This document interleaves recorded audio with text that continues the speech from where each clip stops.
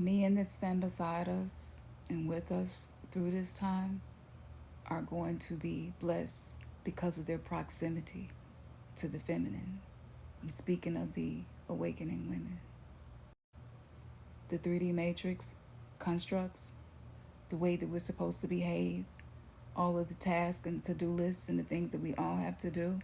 It's not going to give us time to process. It's not going to give us time to have proper ceremonies for us and our children. It's not going to give us time for us to do rituals. So we must integrate it in our day-to-day life. We must romanticize, ritualize everything that we're doing.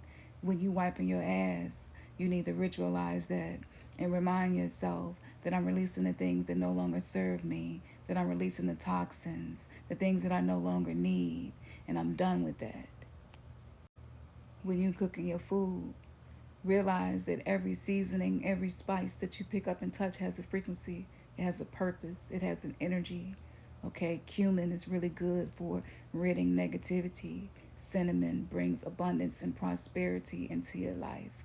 Salt purifies. All of these things can be used in a way that will magically, ceremonially change the frequency of the food that you're cooking and the people that consume that food. When you cook with this level of consciousness, you break free of the 3D matrix. You break free of the limitations. You break free of a lot of the things that you are realizing that are holding you back. We must ritualize our day-to-day life.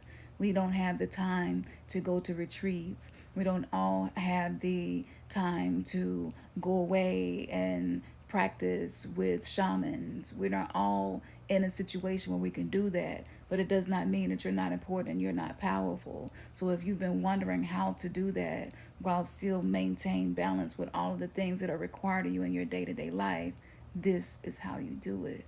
You ritualize your day-to-day life. For those of us that want access to abundance, first of all, you have to make sure that you are ready to receive what you were asking for. Have you made room for what you are asking for? How do you operate? How do you talk to yourself? How do you behave when nobody is watching? See, a lot of us don't see outcomes because we give up before the opportunity for the outcome to come. And a lot of us don't see outcomes because we have so much energy that is outgoing and not enough energy that's being reciprocated. So we're not energized, and you can't have a proper ritual or ceremony without being energized. This is the real reason they want to keep us tired and exhausted and struggling to always feel like we have to be productive. We always have to be on go mode. We always have to be doing something. We always have to be reaching for something. We always have to be busy. But power comes when you can sit still, when you can sit still in the silence. One simple thing that you can do is start eating in silence. Just sit there and eat. And at first, your nervous system may not like it. You may feel like you need to pick up your phone. You may feel like you need to pick up your iPad, your device, your laptop. You need to be doing something else other than just sitting there and eating your food. But sit and eat your food slowly, gratefully. Eat that same food that you cooked. This is a ceremony. And because I cook fresh food and we don't eat out, that means that I have to do a lot of cooking. That means I have to do a lot of meal prepping because of the way that we eat. We eat a clean diet. And so that means that I'm not going to always have the time to do other things. So I integrate what I'm doing into what I'm already doing. Ritualize your day-to-day routines. The amount of women that are losing jobs is not by coincidence. Most of those women needed a break. The amount of women who was like, you know what, I'm going to go ahead and retire. I'm going to go ahead and retire early. See, Trump might have put that in place, but you better believe it was spirit that already had that plan percolating for us, to help us, not to hurt us. And I know on the surface, it may look like I'm skipping over the fact that there are many financial responsibilities that we have, but I'm someone who hasn't worked a job since 2006. And I've been always provided for and taken care of. And sometimes those times were barely skimming the surface. But everything that I need always came to me at the time that I needed it the most. But it is my mindset that's going to affect how fast things materialize into my reality. And so it all goes back to your nervous system, your mind, the meaning that you're assigning to things. So I know that some of the stuff I'm saying might sound trippy. It might sound crazy. The crazier it sounds, oftentimes the more true it is.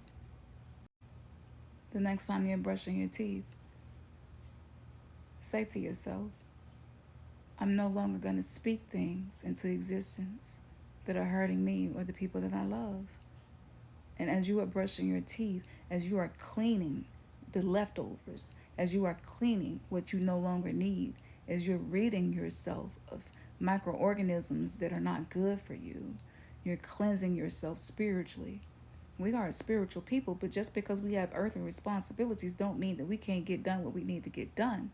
It takes creativity, a healthy sacral chakra, being tapped into your intuition and feminine energy to learn how to be an alchemist, to learn how to make the best out of what you have. So don't fret, don't stress, all right? The goal is to integrate into your day-to-day life. Ritualize your routines.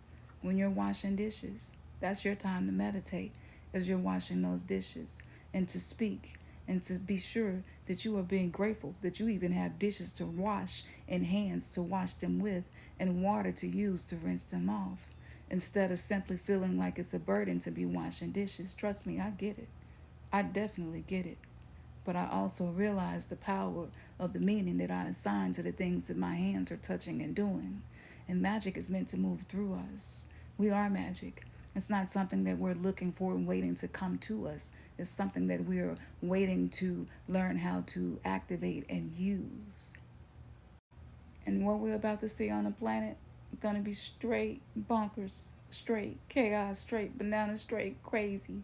And trust me when I say, the more rebellious the feminine becomes, the sooner the illusions and the distortions and the deceptions and the systems that have been abusing and draining the feminine, the sooner those things will collapse. So it's not about being ladylike. No, no, no, no, no. It's about learning how to be untamed. It's about learning how to be raw, authentic. It's about learning how to not hide behind niceness and not having to be false. And some of us just need to learn how to say no. And that can be difficult for people whose boundaries were violated at an early age. If you know, you know. But if you know, you also know that it's time for you to practice saying no. And there are infinite ways to say no. And when you learn that someone cannot reciprocate to you, if you continue to give them access, if you continue to give the energy vampire the invitation, they're going to continue to drain. And so it is up to you to see yourself as valuable and to say no to the things that do not reciprocate, do not bring a return on the investment of your soul and who you are. You are not defined by your thoughts. Your feelings are not always facts. You are not what you do or not do. You are the meaning that you assign to you.